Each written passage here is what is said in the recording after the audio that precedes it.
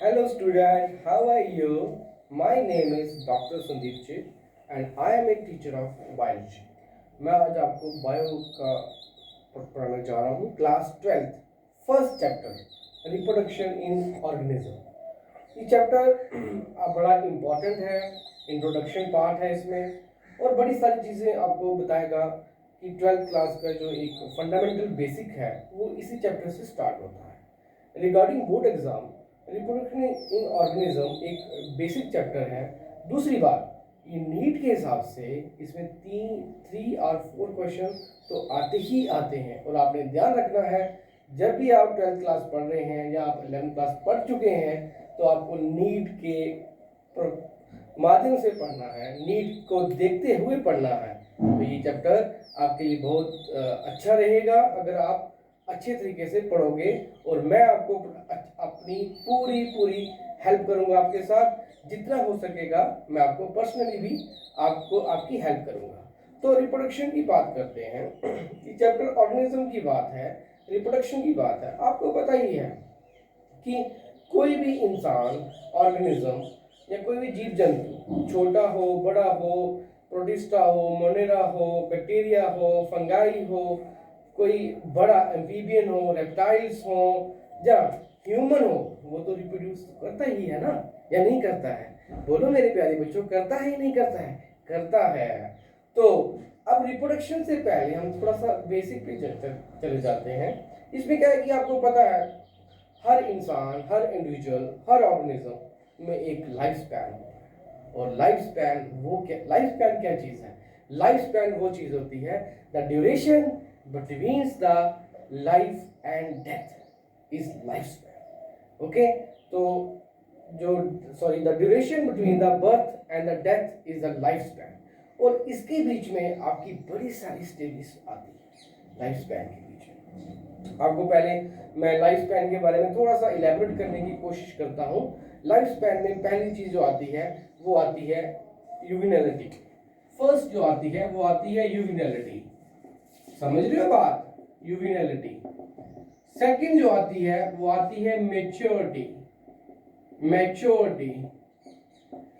Third जो आती है वो आपकी आती है सेंसेंस। फोर्थ आपका डेथ आ जाता है। गॉट माई पॉइंट मेरे प्यारे बच्चों? समझने की कोशिश कर रहे हो? तो ठीक है, हम आगे चलते हैं। अब रही बात यूविनैलिटी की, आपको पता है कोई भी ऑर्गेनिज्म, चाहे वो प्लांट हो चाहे वो एनिमल हो, उसकी जो पहली स्टेज होती है वो यूविनैलिटी होती है। बर्थ होने के बाद वो यूविनाइल होता है, छोटा छोटा, फिर बड़ा होता है, फिर एक स्टेज आती है मैच्योरिटी। जब मैच्योरिटी में ऑर्गेनिज्म में हमेशा रिप्रोडक्शन का जो ऑर्गेनिज्म है वो डेवलप हो जाते हैं और इसी मैच्योरिटी स्टेज पे रिप्रोडक्शन स्टार्ट हो जाती है। और एक चैप्टर में हमारा रिप्रोडक्शन के ऑर्गेनिज्म की हम बात कर रहे हैं। मेरी बात समझे? Juvenility is the first step, second step is the maturity और मैच्योरिटी में रिप्रोडक्शन होता है। थर्ड बात सेंसेंस। ये वो चीज होती है जब इंसान या कोई ऑर्गेनिज्म या कोई इंडिविजुअल जब वो डिट्रेशन की स्टेज पे आ जाता है, बीमार हो जाता है, या वो बीमार की कोई इसके ऑर्गेनिज्म डेड होना स्टार्ट हो जाते हैं, या वो चल नहीं पाता है, ना उठ नहीं पाता है, या वो कुछ कर नहीं पाता है, ठीक है, तो वो होती है सेंसेस स्टेज। अब आप कहोगे कि सेंसेस स्टेज में ऐसा तो नहीं है कि हर कोई इंडिविजुअल या कोई हर ऑर्गेनिज्म वो इस स्टेज पे पहुंचेगा, है ना? इस स्टेज पे हर कोई चीज पहुंचेगा नहीं है। कुछ लोग ऐसे होते हैं या कुछ जिसको हम कह सकते हैं अननेचुरल डेथ, और एक चीज होती है नेचुरल डेथ। नेचुरल डेथ जिसमें आती है वो डेथ की स्टेज तक पहुंचता है। और अननेचुरल में जैसे सपोज करो अगर हम ह्यूमन की बात करें तो कितने एक्सीडेंट हो जाते हैं, कितने लोग मर जाते हैं, या कोई ऐसी चीज हो जाती है, दुर्घटना हो जाती है, कोई नेचुरल कैलामिटी आ जाती है, तो वो एक अननेचुरल डेथ है। आप समझे मेरी बात को? तो आप उस अननेचुरल प्रोसेस को इन स्टेजेस के बीच में नहीं लाना है, आपने नेचुरल डेथ की बात करनी है। तो जब स्टेज में, जब लाइफ में एक डेट्रेशन पॉइंट आता है, तो डेट्रेशन पॉइंट के बाद किसी इंसान या किसी इंडिविजुअल या किसी ऑर्गेनिज्म की डेथ हो जाती है। तो ultimately this is the process, this is the steps in which organism move from one step to another step. Okay, now the point is when we जब मैंने बात किया मेच्योरिटी का, और उस मेच्योरिटी में आपको पता है मैंने एक पॉइंट लाया था, रिप्रोडक्शन। लाया था, तो वो रिप्रोडक्शन एक पॉइंट है मेच्योरिटी में। अब हम उसी रिप्रोडक्शन की बात करते हैं कि रिप्रोडक्शन, अगर रिप्रोडक्शन नहीं होगा, डेथ हो जाएगी किसी इंडिविजुअल की या ऑर्गेनिज्म की या रेस की या किसी की भी, तो आगे भी तो बढ़ना चाहिए, नहीं बढ़ना चाहिए? रिप्रोडक्शन होना चाहिए, नहीं होना चाहिए? आपने सुना होगा हमारे फोरफादर थे, हमारे दादा परदादा और एंसेस्ट्रल लाइफ में चले जाओ, तो उन्होंने लाइफ रखा, फिर उनका डेथ हुआ, तो अब आप आए, फिर और लोग आएंगे, तो अल्टीमेटली ये प्रोसेस करने के लिए रिप्रोडक्शन ही चाहिए। तो रिप्रोडक्शन ऑर्गेनिज्म का एक मेजर रोल है, और ऑर्गेनिज्म रिप्रोडक्शन तभी होगा जब किसी इंडिविजुअल के अंदर रिप्रोडक्टिव ऑर्गन होंगे, और रिप्रोडक्टिव ऑर्गन हमेशा मैच्योरिटी लेवल पे ही आते हैं, चाहे वो प्लांट हो चाहे वो एनिमल हो। तो हम रिप्रोडक्शन की बात करते हैं, तो आखिर रिप्रोडक्शन होता क्या है और रिप्रोडक्शन में चलता क्या है, रिप्रोडक्शन कैसे प्रोसेस आगे मूव करता है। ह्यूमन की, मैं रिप्रोडक्शन इन ह्यूमंस तो बताऊंगा, बट उससे पहले मैं आपको एक चीज बताना चाहता हूं। दो तरह का रिप्रोडक्शन होता है, two main type of reproduction, two main type. अगर मैं बात करूं, यहां से मैं एक फिगर ऐसे कर लेता हूं, फ्लो चार्ट बना लेता हूं, ये और ये, this is the asexual, this is the asexual, this is the sexual. अगर आपको दिख नहीं रहा तो मैं आपको बता देता हूं, दिस इज अ रिप्रोडक्शन, जहां से मैंने एक फ्लो चार्ट की तरह बनाया, इसको डिवाइड किया, asexual and this is the sexual. अब दिख रहा है ना आपको? अब तो आपको दिख रहा होगा। अब ये एसेक्सुअल सेक्सुअल में आखिर है क्या चीज है, ये क्या नई चीज आ चुकी है?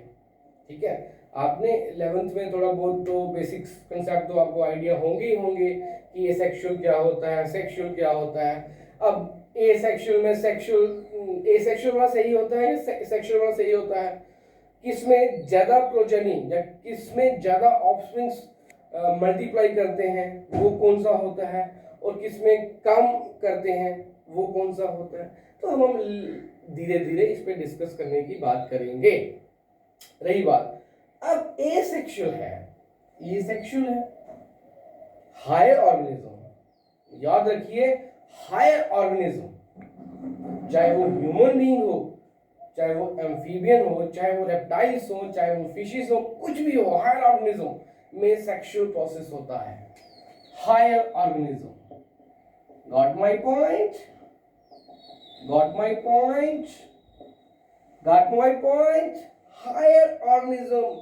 हायर ऑर्गेनिज्म में सेक्सुअल होता है, ये बात याद रखिए, ये आपके नीट में भी काम आएगा, आपके बेसिक कंसेप्ट को भी बढ़ाएगा। लोअर ऑर्गेनिज्म, आपने 11th में मोनरा, प्रोटिस्टा, फंगाई, बैक्टीरिया में तो पढ़ा होगा कि लोअर ऑर्गेनिज्म में एसेक्सुअल ग्रोथ होता है। आजकल चल रहा है वायरस कोरोना, एक वायरस ने पूरी दुनिया को तंग किया है। अगर उसमें सेक्सुअल रिप्रोडक्शन होता, चलो ये हम बाद में बात करेंगे, ये हम पॉइंट बाद में बात करेंगे, पहले हम इसी पॉइंट पर, मैं ज्यादा कंफ्यूजन क्रिएट नहीं करना चाहता। Lower organism, protista, Monera, bacteria, fungi वगैरह वगैरह, जिसमें लोअर ऑर्गेनिज्म इन्वॉल्व होते हैं, वो एसेक्सुअल रिप्रोडक्शन होता है। दूसरी बात, और जिसमें हायर ऑर्गेनिज्म इन्वॉल्व होते हैं वो सेक्सुअल रिप्रोडक्शन होता है। अब दूसरा पॉइंट, इसमें only one parent is involve. Asexual में ओनली वन पेरेंट, इसमें two parent involve. Got my point? एक पेरेंट, यूनिपेरेंट, वन पेरेंट, इसमें टू पेरेंट इन्वॉल्व होते हैं। एसेक्सुअल में वन पेरेंट और सेक्सुअल में 2 पेरेंट इन्वॉल्व होते हैं। Got my point? अब इसमें क्या होता है, वन पेरेंट वाला एक पेरेंट से बड़े सारे ऑर्गेनिज्म बन जाते हैं without the involvement of sex gametes. ठीक है, बट इन सेक्सुअल में बहुत 2 पेरेंट इन्वॉल्व होते हैं, जिसमें एक स्पर्म होगा, एक में ओवम होगा। वो स्पर्म और ओवम मिलके जाइगोट बनाते हैं, फिर एक आगे ऑफस्प्रिंग्स बन जाते हैं। इसमें बहुत सारे प्रोसेस है, ब्लास्टुला गैस्ट्रुला, उसके हम अभी बात डिस्कस नहीं करेंगे, तो जब आगे बताएंगे तब आपको बता दूंगा। Got my point? तो ये इसमें 2 पेरेंट्स होते हैं। ठीक है, एक पेरेंट से एक स्पर्म आता है, दूसरे पेरेंट से ओवम आता है, और यहाँ पे ना कोई स्पर्म होता है ना कोई ओवम होता है ये सेक्शन में। Got my point? तो इसमें फ्यूजन भी तो नहीं होगा, इसमें जाइगोट भी तो नहीं बनेगा ये सेक्सुअल में, बट जाइगोट बनेगा सेक्सुअल में। Got my point? अब मुझे बताओ बेटा, मेरे प्यारे बच्चों, ये बताओ कि which one is better, sexual और एसेक्सुअल? तो आंसर इज सेक्सुअल। व्हाई? क्योंकि सेक्सुअल में जो सेक्सुअल रिप्रोडक्शन है उसमें वेरिएशन आती है। एक स्पर्म किसी और पेरेंट का है और एक ओवम किसी और पेरेंट का है, दोनों का फ्यूजन होता है, तो वेरिएशन आएगी नहीं आएगी? इसमें वेरिएशन तो आएगी नहीं है। Got my point? वेट करो, मैं आपको बताता हूं कैसे। हाउ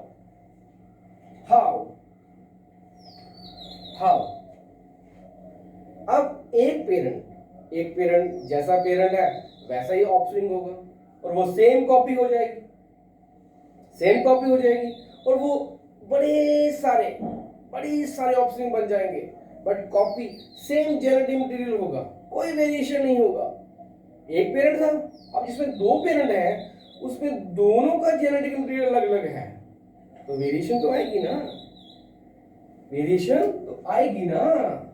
आल्दो जो वेरिएशन है, या मैं जो थोड़ा सा आपको इसमें बताने जो जा रहा हूं, बेसिकली ये सब टॉपिक आता है एवोल्यूशन चैप्टर के अंदर, जो 12th क्लास में ही है, बट मैं थोड़ा सा आपको फिर भी बता दूंगा। यहाँ पे जो थोड़ा बड़ा कंसेप्ट होगा वो हम एवोल्यूशन के चैप्टर में डिस्कस करेंगे।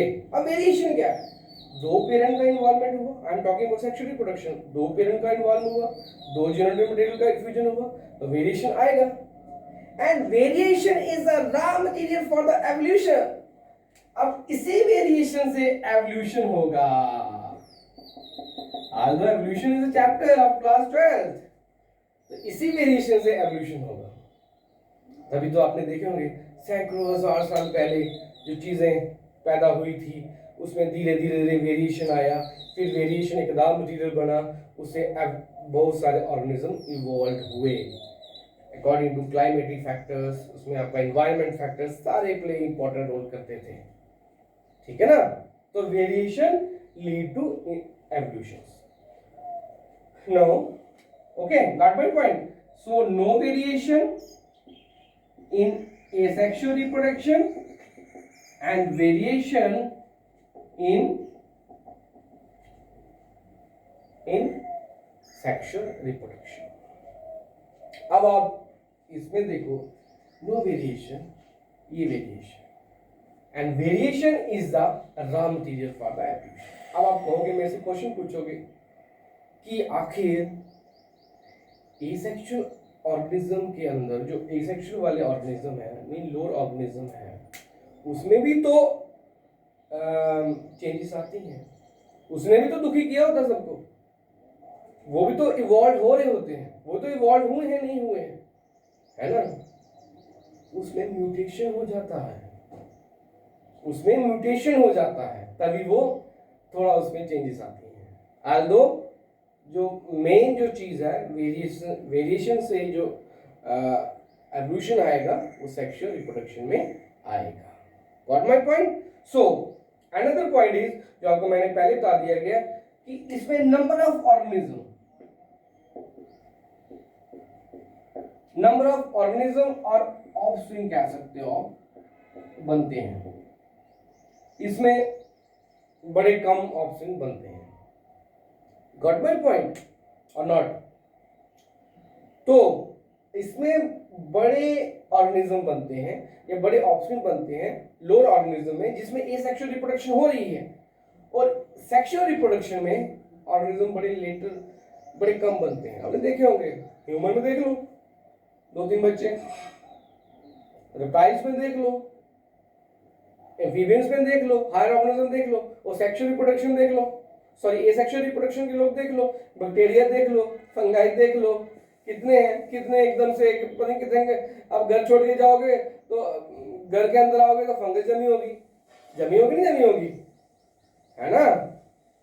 तो धीरे भी देखो कितने बैक्टीरिया। अगर आप घर में सपोज करो कोई रोटी छोड़ के चले जाते हो, वेज या नॉन वेज कोई भी छोड़ के चले जाते हो, जिसमें आप उसको क्लाइमेटिक फैक्टर्स नहीं दे रहे हो या उसको पूरा प्रॉपर नहीं इस्तेमाल कर रहे हो किसी रेफ्रिजरेटर में, तो शाम को आओगे तो आपकी वेज और नॉन वेज में कितना स्मेलिंग हो जाएगा, कितना गंदा ऑर्डर आएगा।